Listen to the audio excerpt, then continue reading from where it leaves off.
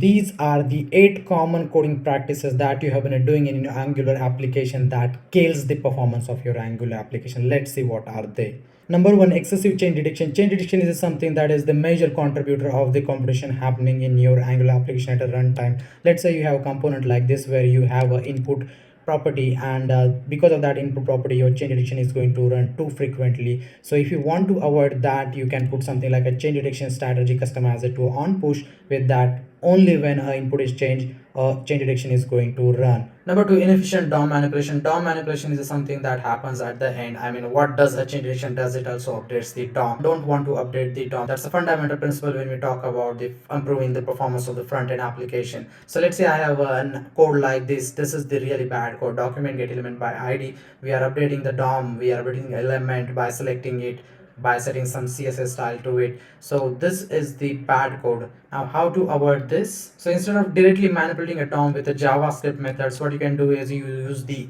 render to API of the Angular core, and then you use that, you inject that basically, and use the that API to select the element and then set the styles of it. This is the way better than directly manipulating the elements in the DOM. Number three, overuse of a pipes. Pipes are the great. I personally love them. They make the code more readable and very shorthand. But the problem with the pipe is they are put in the templates and they get run every single time whenever a data is changed. So let's take an example. I have the pipe like this heavy pipe, and then inside that I have some transform operation. This is how a pipe usually works: accept some input and then transform it. So this is going to happen every time whenever a data is changed or no. So to avoid this, to optimize it better, what we can do is we can put this flag which is pure equals to true. With a pure equals to true, if your data is not changed, if it is same, the transformation is not going to happen. Again, it's similar like a memoization where it returns some value which is already present in the cache, saving your computation. Number four, excessive initial load. So loading all the modules in your component is not a good practice. Let's say you have a example like this where you have a bunch of the imports in your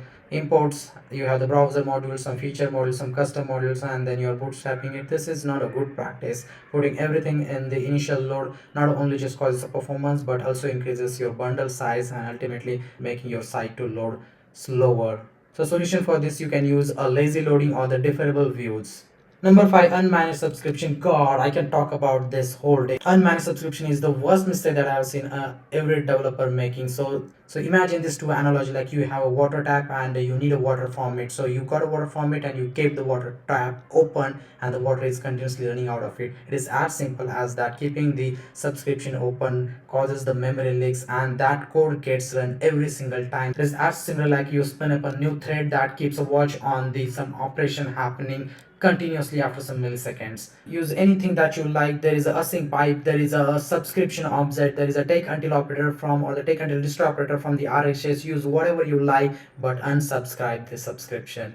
Number six, excessive dependencies in the providers. This small line of a code may sound or look to you a very insignificant, but when it comes to a compiling and generating a bundle size, it has a major impact. In case of Angular, that means don't register the services in your component or your module if you don't gonna need that in the future, if you are not gonna use them. Number seven, lack of ahead of time compilation. Ahead of time compilation is something that was introduced long back, I guess, in the Angular 10, but I still see that not many projects that has that configured. So you can simply put that in your Angular JSON as ahead of time compilation in the options of your build as true, and that would enable the AOT compilation. Unlike of the other options, it doesn't seem like a developer mistake, but not using this definitely gonna degrade the performance. It doesn't kill the performance, okay, it's not a developer mistake. And the final one, number eight, it is about the bundle size. So I've been talking about the bundle size. What does a bundle size means? It means the ultimate distribution, the disk content that you have.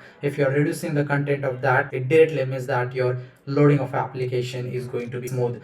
So let's say if you are using a webpack, then you can put a configuration like the optimization true, source map false, disable the source map. If you don't need it, extract CSS name chunk, again enabling the AOT vendor chunk false and the build optimizer true. So putting these options definitely improves your bundle size. And thank you for watching. If you like this video, give it a like and share it with your network.